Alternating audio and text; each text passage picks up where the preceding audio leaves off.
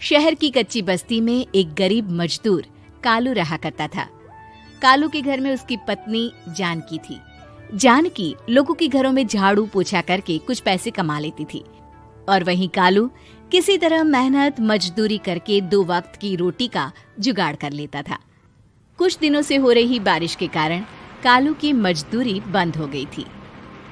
अरे जानकी, इस बार तो बरसात ने हद ही कर दी, रुकने का नाम ही नहीं ले रही। कुछ समझ में नहीं आ रहा, अगर इसी तरह काम पर नहीं गया तो 2 वक्त की रोटी का जुगाड़ कैसे होगा। अरे तुम चिंता क्यों करते हो, बारिश का क्या है, 1 आध दिन में रुक जाएगी और उसके बाद में फिर से काम शुरू हो जाएगा। अरे 3 दिन तो हो गए, बरसात तो रुक ही नहीं रही है और आगे भी रुकने के कोई आसार नहीं दिख रहे। तो क्या हुआ, तुम्हारा काम बंद हुआ है ना? मैं तो अभी भी लोगों के घर झाड़ू पोछा करने जाती ही हूँ। मेरे पगार से कुछ दिन तो निकल ही जाएंगे। अरे घर का खर्चा तो हम किसी तरह चला लेंगे जानकी, लेकिन ये जो छत टपक रही है इसका क्या करेंगे? ये बात तो आपकी सही है। हमारी झोपड़ी अब काफी पुरानी हो चुकी है और इसके छप्पर में भी कई सारे छेद हो गए हैं। रात भर पानी टपकता रहता है। अरे मैं भी इसी बात से बहुत परेशान रहता हूँ। कहीं किसी दिन ज्यादा बारिश आ गई तो हमारी झोपड़ी टूट कर बिखर ना जाए। राम राम राम, ऐसी अशुभ बातें क्यों करते हो? अरे ऐसा कुछ नहीं होने वाला। ये झोपड़ी ही तो हमारा सब कुछ है। अगर यही नहीं रही तो हम जाएंगे कहाँ? ठीक है जानकी, जब तुम्हारी पगार मिल जाएगी तो कुछ पैसे बचाकर झोपड़ी के छप्पर की मरम्मत करवा लेंगे। शायद हमारी परेशानी कुछ कम हो जाए। ठीक है जी, अब ना ज्यादा परेशान मत हो। ये लो खाना खा लो और सो जाओ, सुबह मुझे भी जल्दी काम पर जाना है। जानकी और कालू अपनी झोपड़ी में सो गए। रात को अचानक से बहुत तेज बारिश शुरू हो गई। धीरे धीरे बारिश का पानी कालू की बस्ती में भरने लगा। पानी भरते भरते झोपड़ी के बाहर तक पहुंच गया था। सुबह के वक्त जब कालू और जानकी सोकर उठे, हे भगवान, ये क्या हो गया? बारिश का पानी तो हमारे घरों तक पहुंच चुका है। अब मैं काम पर कैसे जाऊंगी? रहने दो जानकी, तुम आज काम पर मत जाओ। ऐसे पानी से निकल कर जाओगी और बीमार पड़ गई तो लेने के देने पड़ जाएंगे। लेकिन अगर नहीं गई तो मालकिन लोग नाराज हो जाएंगे। आप जानते हैं ना, बड़ी मुश्किल से 1 दिन की छुट्टी भी नहीं देती है। अरे लेकिन जानकी, झोपड़ी के बाहर तो पूरी बस्ती में पानी भरा है, तुम जाओगी कैसे? जानकी जैसे तैसे करके काम पर चली जाती है, लेकिन अगले दिन फिर से बहुत ज्यादा बारिश होती है और बस्ती में ज्यादा पानी भर जाता है। आज तो मैं तुम्हें किसी भी तरह काम पर नहीं जाने दूंगा। अरे अगर तुम्हें कुछ हो गया तो क्या होगा? ठीक है, तुम ठीक ही कहते हो, आज नहीं जाती। अगर मालकिन नाराज हो गई तो मना लूंगी किसी तरह। अरे मनाने वाली क्या बात है?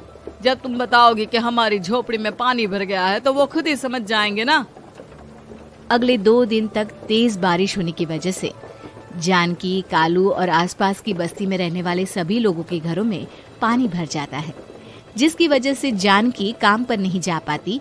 और 3 दिन के बाद जैसे ही जानकी काम पर पहुंचती है, कहाँ थी तुम? पिछले 3 दिनों से काम पर क्यों नहीं आई?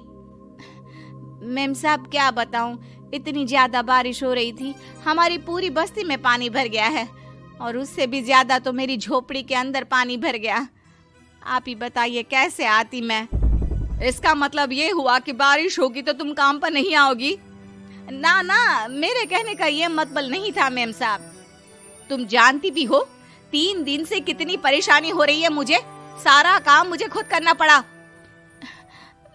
माफ कर दीजिए मालकिन जी, पर मैं क्या करती, आने के लिए रास्ता ही नहीं था, सब जगह पानी भरा हुआ था। बहाने तो तुझे बहुत बनाने आते हैं।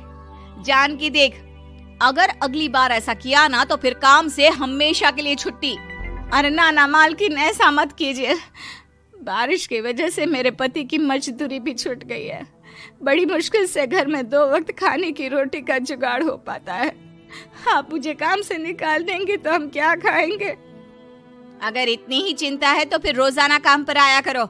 चलो अब जल्दी से जाकर घर का सारा काम करो। बारिश रुकने का नाम ही नहीं ले रही थी। पूरे शहर में बाढ़ जैसे हालात बन गए थे। लेकिन नौकरी जाने के डर से जानकी किसी तरह रोज काम पर जाती थी। एक दिन जब जानकी काम करके अपने घर लौट आई तो अचानक उसकी बस्ती में कुछ लोगों का शोर सुनाई दिया। अरे लगता है बाहर कुछ हुआ है, मैं जाकर देखता हूँ। हाँ, पता तो कीजिए, ये बस्ती में लोग इतना शोर क्यों कर रहे हैं? बाहर जाकर कालू ने एक आदमी से पूछा।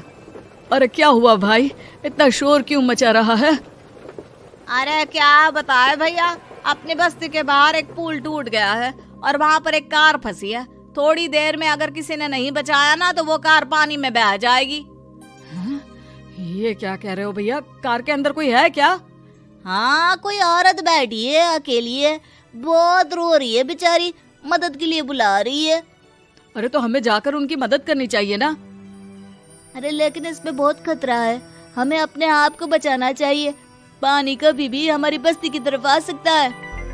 अरे तुम्हें नहीं चलना तो मत चलो, लेकिन मैं तो जाकर उस औरत की मदद जरूर करूंगा। कालू उस जगह पर पहुंचता है जहां वो औरत कार में फंसी हुई थी। वहां पर पानी का बहाव बहुत तेज था और सारा पानी कालू की बस्ती की तरफ ही आ रहा था।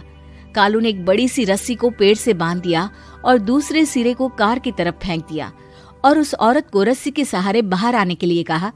तभी वहां जानकी भी दौड़ती हुई आई। अरे ये तो मेरी मालकिन है, जिनके यहाँ मैं काम करने जाती हूँ। अरे मैडम जी, आप डरिएगा मत, आपको कुछ नहीं होगा।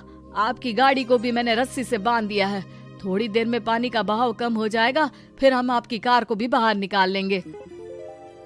क्या तुम जानकी के पति हो? हाँ, जानकी मेरी ही पत्नी है, आपके यहाँ काम करती है ना। लेकिन मेम साहब, आप यहाँ पानी में कैसे फंस गई?